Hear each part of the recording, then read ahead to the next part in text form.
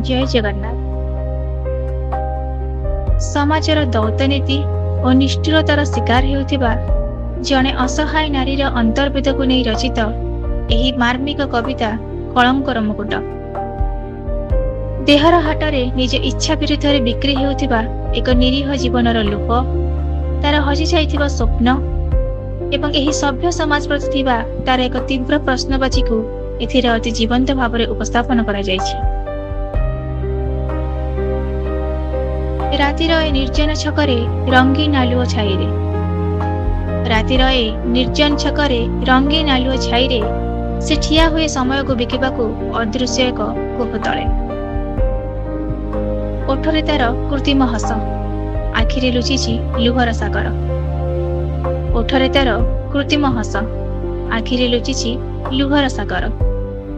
अंधारर ए नीलाम बजार रे से जेमिति एक नीरव पथर। दिन आलुओरे जेउ माने नीति आउ धर्मर दुहाई दियंती, दिन आलुओरे जेउ माने नीति आउ धर्मर दुहाई दियंती, रातिर निबिड़ अंधारे तारी बंध द्वारे आसी पहुंचती। समाज ताकू देइछि नाम एक घृण्य और कलंकित परिचय। समाज ताकू देइछि नाम एक घृण्य और कलंकित परिचय। हेले केही केबे बुझिलेनी ता छाती तले जळुथिबा प्रलय। से भी तो थिला कहा अलिअली झियो, कहा आदरर भौणी। से भी तो थिला कहार अलिअली झियो आउ कहार आदरर भौणी। ता मनरे भी अंका होइथिला प्रेमर एक सुंदर कहानी। कहा साथीरे घर करिबार स्वप्न लुटि नेला ए निष्ठुर समय। आज ता ना हजि जाइछि, साथी होइछि खाली जंत्रणा और भय।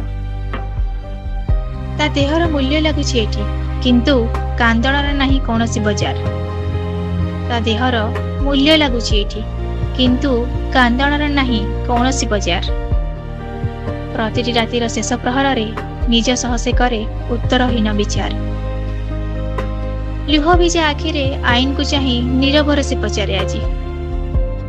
लुह भिजा आखिरे आईन को चाही नीरवर से पचारे आजी।